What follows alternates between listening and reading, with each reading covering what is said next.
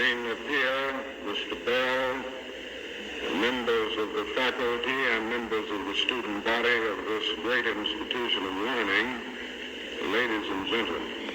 Now, there are several things that one could talk about before such a large, concerned, and enlightened audience. There are so many problems facing our nation and our world that one could just take off anywhere. But today I would like to talk mainly about the race problem, since I'll have to rush right out and go to New York to talk about Vietnam tomorrow, and I've been talking about it a great deal this week and weeks before that. But I'd like to use as a subject from which to speak this afternoon the other America. And I use this subject because there are literally two Americas. One America is beautiful for situation. And in a sense, this America is overflowing with the milk of prosperity and the honey of opportunity. And this America is the habitat of millions of people who have food and material necessities for their bodies, culture and education for their minds, and freedom and human dignity for their spirits. In this America, millions of people experience every day the opportunity of having life, liberty, and the pursuit of happiness in all of their dimensions. And in this America, millions of young people grow up in the sunlight of opportunity. But tragically and unfortunately, there is another America. And this other America has a daily ugliness about it that constantly transforms the buoyancy of hope into the fatigue of despair. In this America, millions of work-starved men walk the streets daily in search for jobs that do not exist.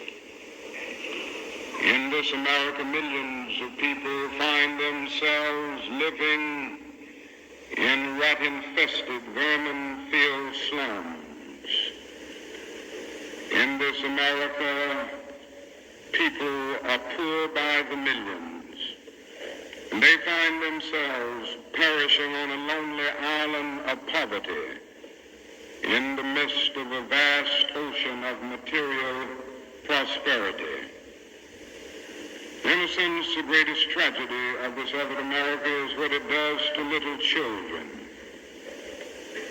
Little children in this other America are forced to grow up with clouds of inferiority forming every day in their little mental skies.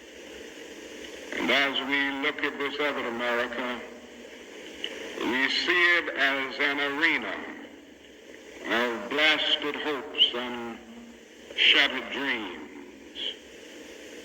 Many people of various backgrounds live in this other America. Some are Mexican Americans, some are Puerto Ricans, some are Indians, some happen to be from other groups. Millions of them are Appalachian whites.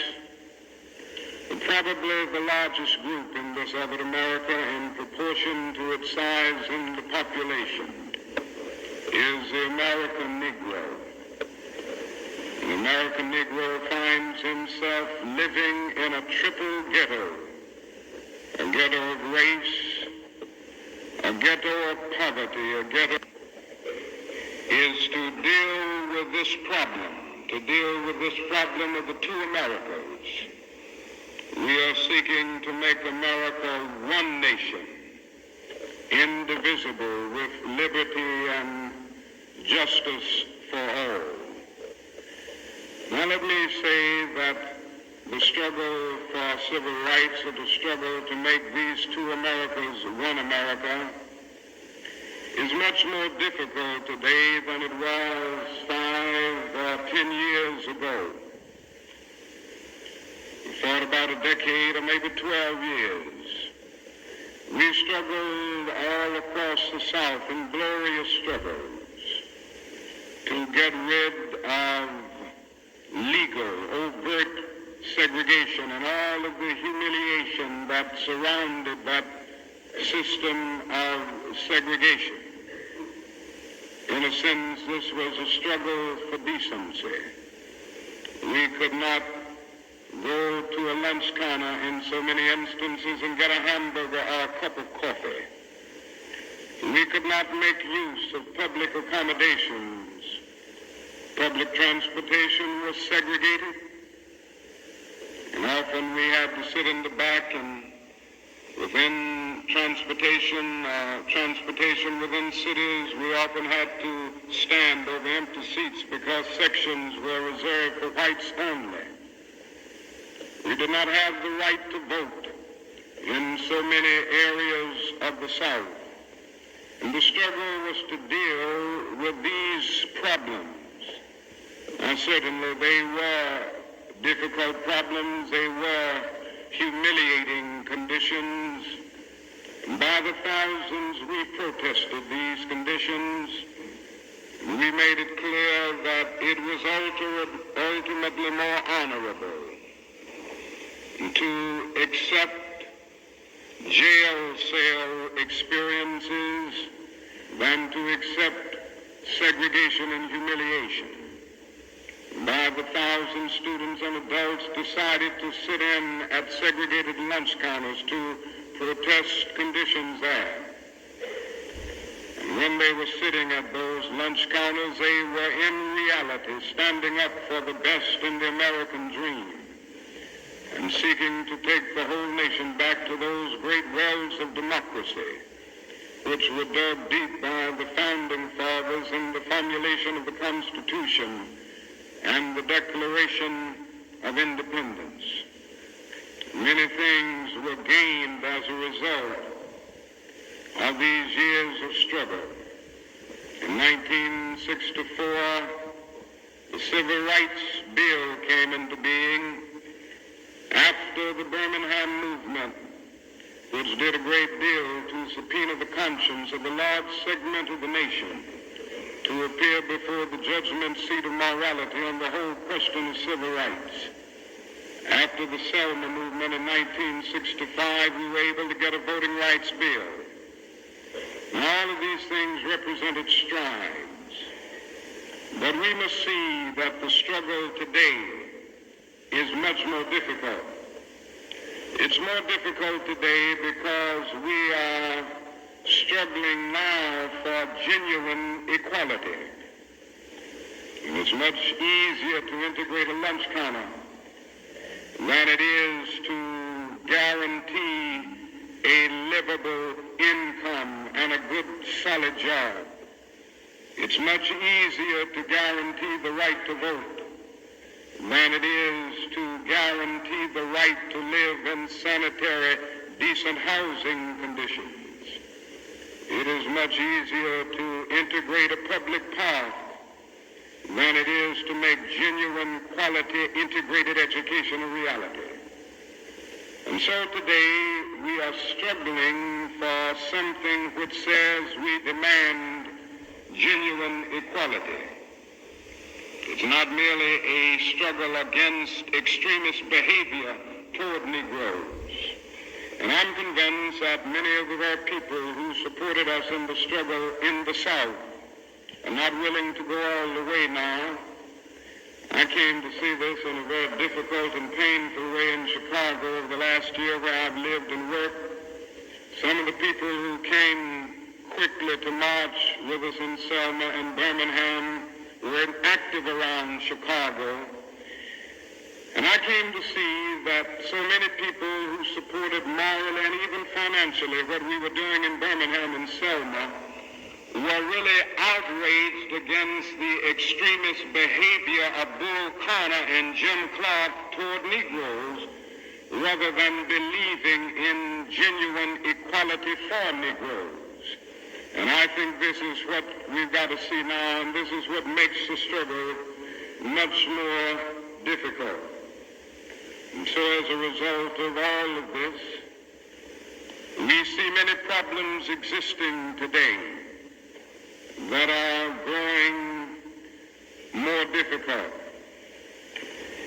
It's something that is often overlooked, but Negroes generally live in worse slums today than 20 or 25 years ago. In the North, schools are more segregated today than they were in 1954 when the Supreme Court's decision on desegregation was rendered. Economically, the Negro is worse off today than he was 15 and 20 years ago. And so the unemployment rate among whites at one time was about the same as the unemployment rate among Negroes. But today the unemployment rate among Negroes is twice that of whites. And the average income of the Negro is today 50% less than whites. And as we look at these problems, we see them growing and developing every day. We see the fact that the Negro economically is facing a depression in his everyday life that is more staggering than the depression of the 30s. The unemployment rate of the nation as a whole is about 4%. Statistics would say from the Labor Department that among Negroes it's about 8.4%. But these are the persons who are in the labor market, who still go to employment agencies to seek jobs, and so they can be calculated. The statistics can be gotten because they are still somehow in the labor market. But there are hundreds of thousands of Negroes who have given up. They've lost hope. They come to feel that life is a long and desolate corridor for them with no exit sign. And so they no longer go to look for a job. There are those who would estimate that these persons who are called the discouraged persons would be 6 or 7% in the Negro community. And that means that unemployment among Negroes may well be 16%. And among Negro youth in some of our large urban areas, it goes to 30 and 40%. And so you can see what I mean when I say that in the Negro community, that is a major, tragic, and staggering depression that we face in our everyday lives. Now, the other thing that we've got to come to see now that many of us didn't see too well during the last 10 years, and that is that racism is still alive in American society and much more widespread than we realize. And we must see racism for what it is. It is a myth of the superior and the inferior race. It is the false and tragic notion that one particular group, one particular race is responsible for all of the progress, all of the insight, and the total flow of history. And the theory that another group or another race is totally depraved, innately impure, and innately inferior. And in the final analysis, racism is evil because its ultimate logic is genocide. Hitler was a sick and tragic man who carried racism to its logical conclusion. And he ended up leading a nation to the point of killing about 6 million Jews. And this is the tragedy of racism because its ultimate logic is genocide. If one says that I am not good enough to live next door to him, if one says that I am not good enough to eat at a lunch counter, or to have a good, decent job, or to go to school with him, merely because of my race, he is saying consciously or unconsciously that I do not deserve to exist. To use a philosophical analogy here, racism is not based on some empirical generalization. It is based rather on an ontological affirmation. It is not the assertion that certain people are behind culturally or otherwise because of environmental conditions. It is the affirmation that the very being of a people is inferior. And this is the great tragedy of it. I say that however unpleasant it is, we must honestly see and admit that racism is still deeply rooted all over America. It's still deeply rooted in the North, and it's still deeply rooted in the South. Now this leads me to say something about another discussion that we hear a great deal, and that is the so-called white backlash.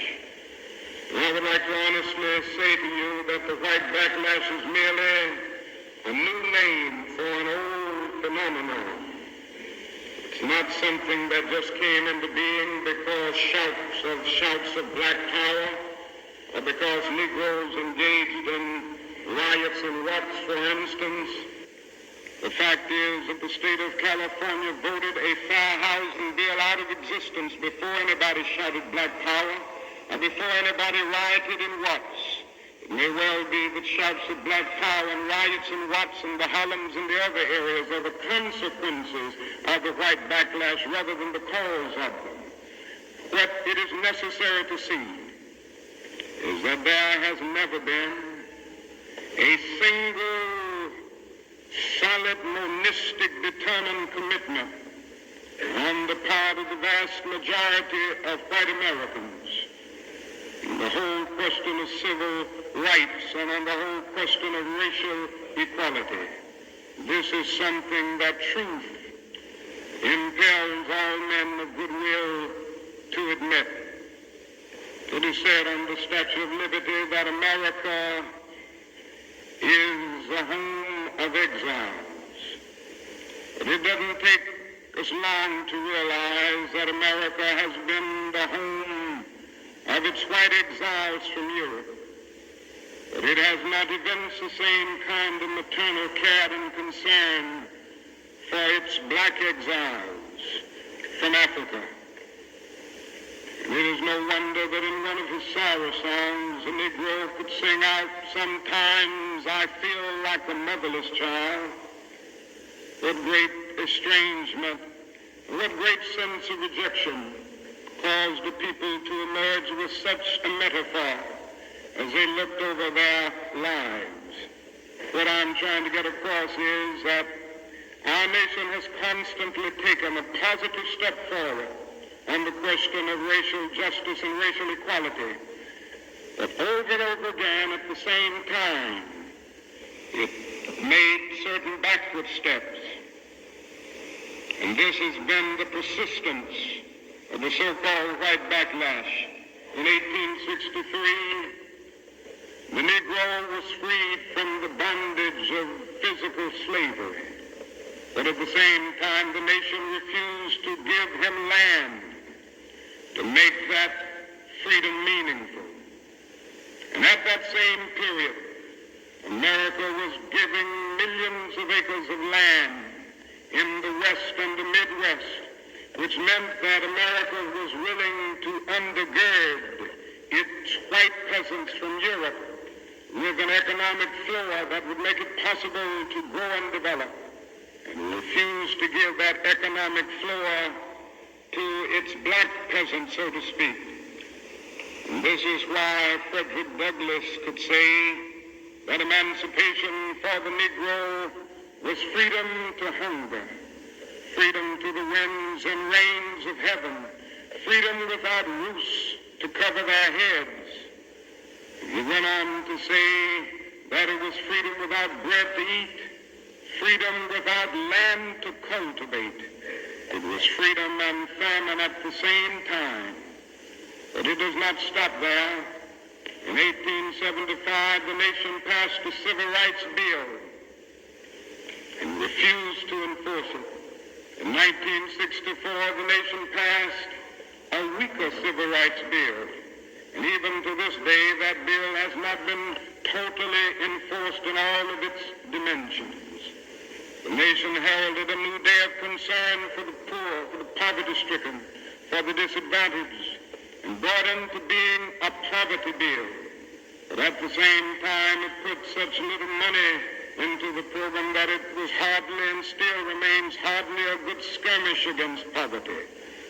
The white politicians in suburbs talk eloquently against open housing, and in the same breath contend that they are not racist. And all of this and all of these things tell us that America has been backlashing on the whole question of basic constitutional and God-given rights for Negroes and other disadvantaged groups for more than 300 years. So these conditions, the persistence of widespread poverty, of slums, and of tragic conditions in schools and other areas of life, all of these things have brought about a great deal of despair and a great deal of desperation, a great deal of disappointment and even bitterness in the Negro communities. And today all of our cities confront huge problems. All of our cities are potentially powder kegs as a result of the continued existence of these conditions. Many in moments of anger, many in moments of deep bitterness, engage in riots. And let me say, as I've always said, and I will always continue to say, that riots are socially destructive and self-defeating. I'm still convinced that non-violence is the most potent weapon available to oppress people in their struggle for freedom and justice. I feel that violence will only create more social problems than they will solve. That in a real sense it is impractical for the Negro to even think of mounting a violent revolution in the United States. So I will continue to condemn riots and continue to say to my brothers and sisters that this is not the way. Continue to affirm that there is another way. But at the same time, it is as necessary for me to be as vigorous in condemning the conditions which cause persons to feel that they must engage in riotous activities as it is for me to condemn riots. I think America must see that riots do not develop out of thin air. Certain conditions continue to exist in our society, which must be condemned as vigorously as we condemn riots. But in the final analysis, a riot is the language of the unheard. And what is it that America has failed to hear? It has failed to hear that the plight of the Negro poor has worsened over the last few years. It has failed to hear that the promises of freedom and justice have not been met.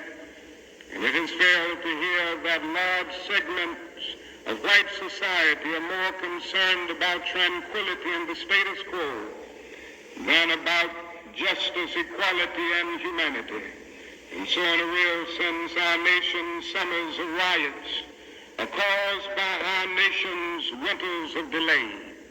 And as long as America postpones justice, we stand in the position of having these recurrences of violence and riots over and over again. Social justice and progress are are the absolute guarantors of riot prevention. And let me go on to say that if we are to deal with all of the problems that I've talked about, if we are to bring America to the point that we have one nation, indivisible, with liberty and justice for all, there are certain things that we must do. The job ahead must be massive and positive. We must develop massive action programs all over the United States of America in order to deal with the problems that I have mentioned. Now, in order to develop these massive action programs, we've got to get rid of one or two false notions that continue to exist in our society. One is the notion that only time can solve the problem of racial injustice. I'm sure you've heard this idea. It is the notion almost that is something in the very flow of time that will miraculously cure all evils. And I've heard this over and over again. There are those, and they're often sincere people, who say to Negroes and their allies in the white community that we should slow up and just be nice and patient and continue to pray, and in 100 or 200 years the problem will work itself out, because only time can solve the problem. I think that is an answer to that myth, and it is that time is neutral. It can be used either constructively or destructively. And I'm absolutely convinced that the forces of ill will in our nation, the extreme righteous in our nation, have often used time much more effectively than the forces of goodwill. And it may well be that we will have to repent in this generation, not merely for the vitriolic words of the bad people and the violent actions of the bad people, but for the appalling silence and indifference of the good people who sit around and say, wait on time. Somewhere we must come to see that social progress never rolls in on the wheels of inevitability. It comes through the tireless efforts and the persistent work of dedicated individuals, and without this hard work, time itself becomes an ally of the primitive forces of social stagnation. And so we must have time, and we must realize that the time is always right to do right. Now, there's another notion that gets out. It's around everywhere. It's in the South, it's in the North, it's in California, and all over our nation. It's the notion that legislation can't solve the problem. It can't do anything in this area. And those who project this argument contend that you've got to change the heart, and that you can't change the heart through legislation. Now, I would be the first one to say that there is real need for a lot of heart changing in our country, and I believe in changing the heart. I preach about it. I believe in the need for conversion in many instances and regeneration, to use theological terms. And I would be the first to say that if the race problem in America is to be solved, the white person must treat the Negro right, not merely because the law says it, but because it's natural, because it's right, and because the Negro is his brother. And so I realize that if we are to have a truly integrated society, men and women will have to rise to the majestic heights of being obedient to the unenforceable. But after saying this, let me say another thing which gives the other side, and that is that although it may be true that morality cannot be legislated, behavior can be regulated. Even though it may be true that the law cannot change the heart, it can restrain the heartless. Even though it may be true that the law cannot make a man love me, it can restrain him from lynching me, and I think that's pretty important also. And so while the law may not change the hearts of men, it can and it does change the habits of men. And when you begin to change the habits of men, pretty soon the attitudes will be changed, pretty soon the hearts will be changed. Now, I'm convinced that we still need strong civil rights legislation. And there's a bill before Congress right now to have a national federal open housing bill. A federal law declaring discrimination in housing unconstitutional. And also a bill to make the administration of justice real all over our country. Now, nobody can doubt the need for this. Nobody can doubt the need if he thinks about the fact that since 1963, some 50 Negroes and white civil rights workers have been brutally murdered in the state of Mississippi alone. Not a single person has been convicted for these dastardly crimes. There have been some indictments, but no one has been convicted. And so there is a need for the whole question of the administration of justice. There is a need for fair housing laws all over our country. And it is tragic indeed that Congress last year allowed this bill to die. And that bill died in Congress, a bit of democracy died, a bit of our commitment to justice died. And if it happens again in this session of Congress, a greater degree of our commitment to democratic principles will die.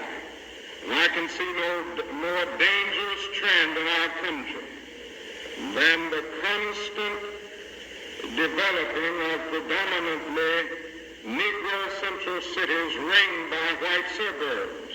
This is only inviting social disaster. And the only way this problem will be solved is by the nation taking a strong stand and by state governments taking a strong stand against housing segregation and against discrimination in all of these areas. And there's another thing that I'd like to mention as I talk about the Massive Action Program, and time will not permit me to go into specific programmatic action to any great degree. But it must be realized now that the Negro cannot solve the problems by himself. There again, there are those who always say to Negroes, why don't you do something for yourself? Why don't you lift yourselves by your own bootstraps? And we hear this over and over again. Now, certainly, there are many things that we must do for ourselves and that only we can do for ourselves. Certainly, we must develop within a sense of dignity and self-respect that nobody else can give us. A sense of manhood, a sense of personhood. A sense of not being ashamed of our heritage, not being ashamed of our color. It was wrong and tragic that the Negro ever allowed himself to be ashamed of the fact that he was black, or ashamed of the fact that his ancestral home was African. And so there's a great deal that the Negro can do to develop self-respect. There's a great deal that the Negro must do and can do to amass political and economic power within his own community and by using his own resources. And so we must do certain things for ourselves, but this must not negate the fact and cause the nation to overlook the fact that the Negro cannot solve the problem himself. A man was on the plane with me some weeks ago, and he came and talked with me, and he said, the problem, Dr. King, that I see with what you all are doing is that every time I see you and other Negroes who are protesting, and you aren't doing anything for yourselves. And he went on to tell me that he was very poor at one time and he was able to make it by doing something for himself. Why don't you teach your people, he said, to lift themselves by their own bootstraps. And then he went on to say other groups face disadvantages, the Irish, the Italians, and he went down the line.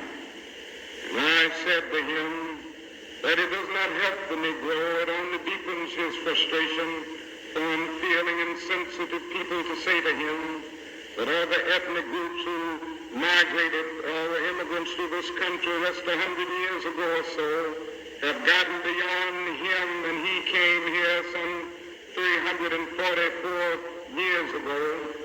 And I went on to remind him that the Negro came to this country involuntarily in chains, while others came voluntarily. I went on to remind him that no other racial group has been a slave on American soil. I went on to remind him that the other problem that we have faced over the years is that the society placed a stigma on the color of the Negro, on the color of his skin, because he was black. Doors were closed to him that were not closed to other groups. And I'm to say to people that you ought to lift yourself by your own bootstraps, but it is a cruel jest to say to a bootless man that he ought to lift himself by his own bootstraps. And the fact is that millions of Negroes, as a result of centuries of denial and neglect, have been left bootless, and they find themselves impoverished aliens in this affluent society. And that is a great deal that the society can and must do if the Negro is to gain the economic security that he needs. Now, one of the answers, it seems to me, is a guaranteed annual income, a guaranteed minimum income for all people and for all families of our country. It seems to me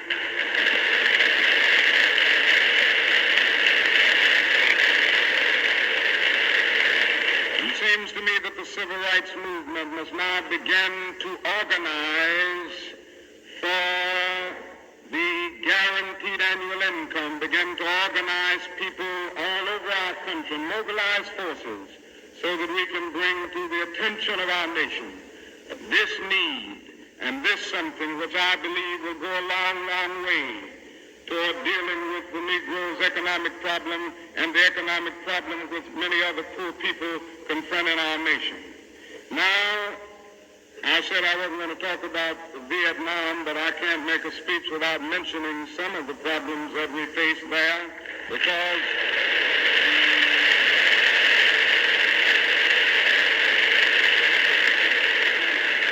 I think this war has diverted attention from civil rights. It has strengthened the forces of reaction in our country and has brought to the forefront the military-industrial complex that even President Eisenhower warned us against at one time. And above all, it is destroying human lives. It's destroying the lives of thousands of the young, promising men of our nation, destroying the lives of little boys and little girls in Vietnam. But one of the greatest things that this war is doing to us in civil rights is that it is allowing the great society to be shot down on the battlefields of Vietnam every day. And I submit this afternoon that we can end poverty in the United States. Our nation has the resources to do it. The national gross product of America will rise to the astounding figure of some $800 this year. We have the resources. The question is whether the nation has the will. And I submit that if we can spend $5 billion a year to fight an ill-considered war in Vietnam and $20 billion to put a man on the moon, our nation can spend billions of dollars even on their own 2 feet right here on earth.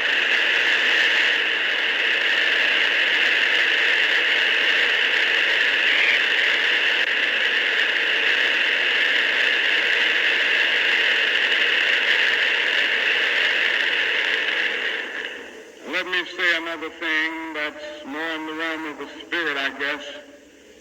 That is, if we are to go on in the days ahead and make true brotherhood a reality, it is necessary for us to realize more than ever before that the destinies of the Negro and the white man are tied together. Now, there are still a lot of people who don't realize this. The racists still don't realize this. But it is a fact now that Negroes and whites are tied together. And we need each other. The Negro needs the white man to save him from his fear. The white man needs the Negro to save him from his guilt. We are tied together in so many ways: our language, our music, our cultural patterns, our material prosperity, and even our food are an amalgam of black and white. And so there can be no separate black path to power and fulfillment that does not intersect white roots. There can be no separate white path to power and fulfillment short of social disaster. It does not recognize the need of sharing that power with black aspirations for freedom and justice. We must come to see now that integration is not merely a romantic or aesthetic something where you merely add color to a still predominantly white power structure. Integration must be seen also in political terms where there is shared power and where black men and white men share power together to build a new and a great nation. In a real sense, we are all caught in an inescapable network of mutuality, tied in a single garment of destiny. John Donne placed it years ago in graphic terms: no man is an island entire itself. Every man is a piece of the continent, a part of the main. And he goes on toward the end to say, any man's death diminishes me because I am involved in mankind. Therefore never sin to know for whom the bell tolls. It tolls for thee. And so we are all in the same situation. The salvation of the Negro will mean the salvation of the white man, and the destruction of the life and of the ongoing progress of the Negro will be the destruction of the ongoing progress of the nation. Now let me say finally that we have difficult days ahead, but I haven't despaired. Somehow I maintain hope in spite of hope, and I've talked about the difficulties and how hard the problems will be as we tackle them.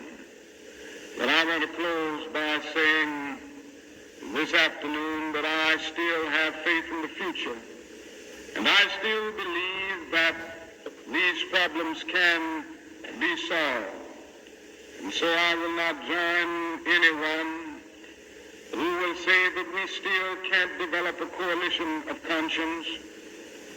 I realize and understand the discontent and the agony and the disappointment and even the bitterness of those who feel that whites in America cannot be trusted. And I would be the first to say that there are all too many who are still guided by the racist ethos.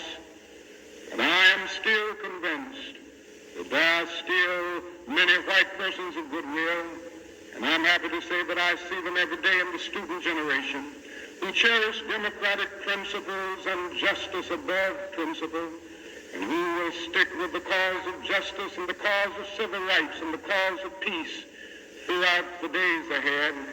And so I refuse to despair. I think we are going to achieve our freedom, because however much America strays away from the ideals of justice, the goal of America is freedom. Abused and scorned though we may be, our destiny is tied up in the destiny of America. Before the Pilgrim Fathers landed at Plymouth, we were here. Before Jefferson etched across the pages of history the majestic words of the Declaration of Independence, we were here. Before the beautiful words of the Star-Spangled Banner were written, we were here. And for more than 2 centuries, our forebears labored here without wages. They made cotton king. They built the homes of their masters in the midst of the most humiliating and oppressive conditions. And yet out of a bottomless vitality, they continue to grow and develop. And I say that if the inexpressible cruelties of slavery couldn't stop us, the opposition that we now face, including the so-called white backlash, will surely fail. We're going to win our freedom because both the sacred head of our nation and the eternal will of the Almighty God are embodied in our echoing demands. And so I can still sing, we shall overcome. We shall overcome because the arc of the moral universe is long, but it bends toward justice. We shall overcome because Carlyle is right. No lie can live forever. We shall overcome because William Cole Bryant is right. Truth crushed earth will rise again. We shall overcome because James Russell Lowell is right. Truth forever on the scaffold, wrong forever on the throne. Yet that scaffold sways the future. With faith, we will be able to hew out of the mountain of despair a stone of hope. With this faith, we will be able to transform the jangling discords of our nation into a beautiful symphony of brotherhood.